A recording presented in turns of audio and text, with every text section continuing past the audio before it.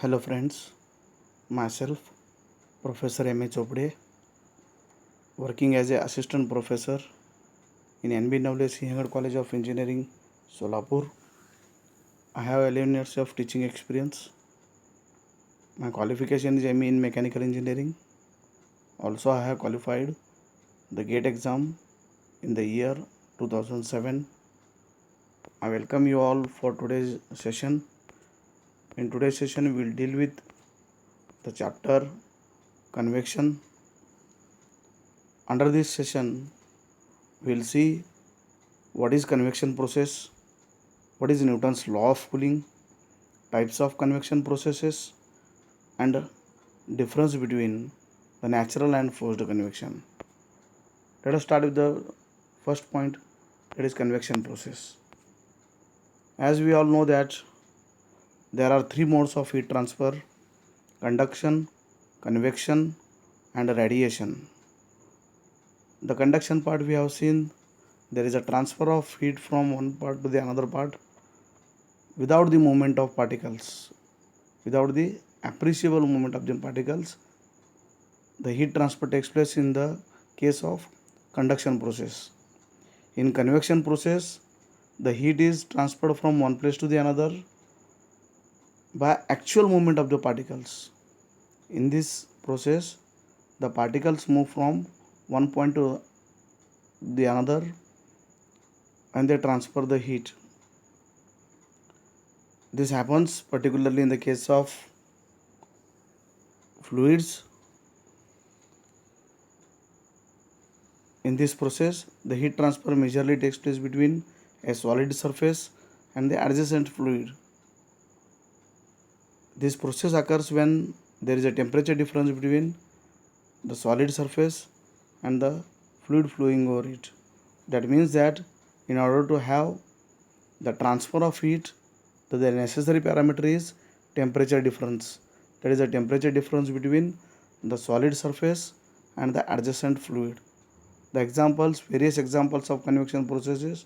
One simple example that we know, that the boiling of the water, or when we stand under the fan, we feel cool after some time because the air drags the heat from our body, so we feel cool. This is the example of convection process. Too many examples are there. Now let us move towards the next bit, that is Newton's law of cooling.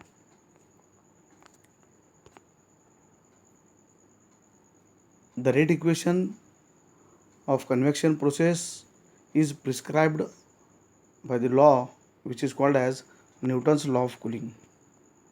The rate equation is given by the equation Q is equal to H into A into bracket Ts minus Tf, where Q is the Q convection, that is the rate of heat transfer in case of convection process, that is between the solid surface and the adjacent fluid. Obviously, the unit is watt or kilowatt. H is the coefficient of convective heat transfer. The unit is watt per meter square degree Celsius or watt per meter square degree Kelvin. A is the surface area which is exposed to the heat transfer. Unit is meter square.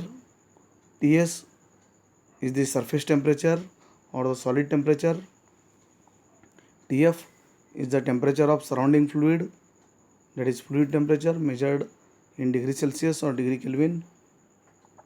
It means that the rate of heat transfer is governed by the three important parameters: H, that is convective heat transfer coefficient, surface area, and the third one is temperature difference between the solid surface and the adjacent fluid. These are the governing parameters. So this equation is called as a Newton's law of cooling. Types of convections. There are majorly two basic types of convection process: natural or free convection, and second one is forced convection. The name itself conveys the meaning.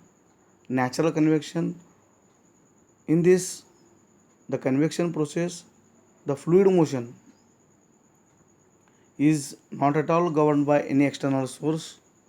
The motion of fluid takes place naturally or freely by the virtue of the difference between densities or buoyancy difference, which is caused by the temperature difference between the fluid layers. As we see the example here, the water is being heated in a flask. The layer of water which is adjacent or which is near to the uh, heat side,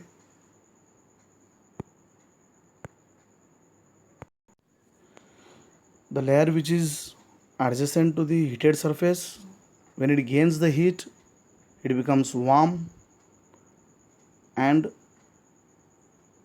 as it becomes warm, the density decreases.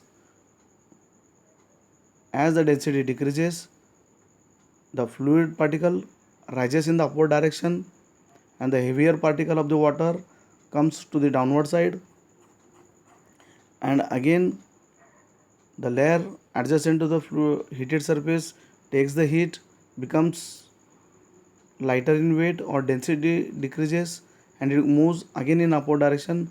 So the convection currents are set up due to the density difference between the hot and cold fluid. In this way, naturally, due to the density difference, the heat transfer takes place throughout the water. Here in this process, in this case, we see that we have not used the fan, the blower, or any external means to transfer the heat or for the fluid motion. The fluid becomes motion comes in motion naturally due to the buoyancy force or gravity force or density difference. So such a process in which without the use of any external source the fluid motion occurs, such a process is called as a natural convection process. Now next, forced convection process. In this process, as the name conveys the meaning, the fluid is forced by some external means such as fans, blowers, pumps over the heated surface. Means in this process, the motion of fluid, in order to have the high rate of heat transfer, the external means such as fans, blowers, pumps are used to drag or used to move the fluid over the heated surface, and the heat transfer takes place due to this fluid motion from one place to the another. So this is the forced convection. Let us revise. Natural convection. In natural convection, there is no external means for the motion of the fluid. The fluid automatically moves through its layers due to the density difference or the gravity difference. Whereas in forced convection, external means are used to move the fluid from one place to the another or to transfer the heat from one place to the another. So this is the natural convection and a forced convection.